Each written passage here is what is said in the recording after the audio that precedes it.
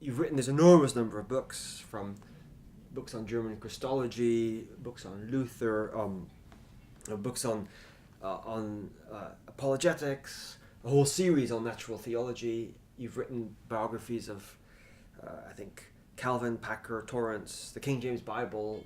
Most recently, you have a biography I see here of C.S. Lewis. How do you get so much writing done? I think. Oh, wait. Before that, I see you also have a series of fantasy novels as well. Well, the answer is I love writing. I don't know why. It's just I find it very, very enjoyable. And I find it very easy to write.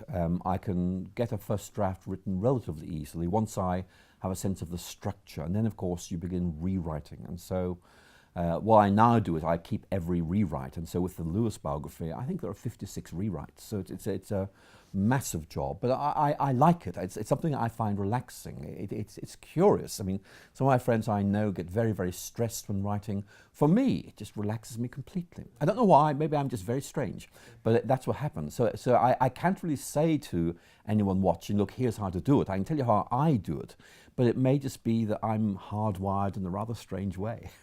But also, I think if I look at a book like this book on Lewis that you've written, there's a huge amount of research that goes into it. So it's one thing to write it; it's something else to read all of the secondary literature about Lewis, all the primary literature, and you did some novel research yourself. You uncovered some new things about him. That also takes a very large amount of time. It does take a very large amount of time, but I write easily. I read quickly. Okay. And so in effect, it took me, 15 months to read everything Lewis had written and published, and that was quite a long time for me. But once I'd done that, I could actually almost like step inside his mind, because I read it in chronological order, and see the way his mind was developing.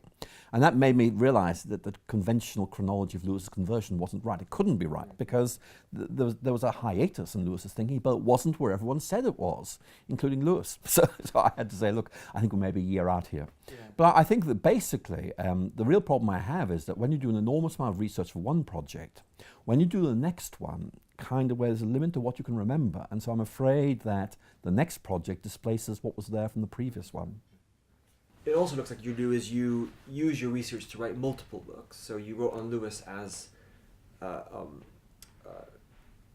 more or less as a biography, but you also wrote on his thoughts. And then you use his work again in a lot of your other books. Is this something that you consciously do, or is it the other way around, that you do the research and that then gives you the idea for the next piece of work? I think what I always find myself doing is doing academic research for an academic book. Okay. And then realizing actually this might be useful in other ways as well. For example, the biography of Lewis was really his life. I also then realized the work I was doing in his ideas needed to be written as well, but that had to be in a different format. But very often what happens is I write an academic book and then realize that actually these ideas are really quite interesting, and therefore I need a more popular level book to kind of way make them accessible and interesting to people. So very often I will write an academic book and shortly follow it with a more popular book on the same basic themes.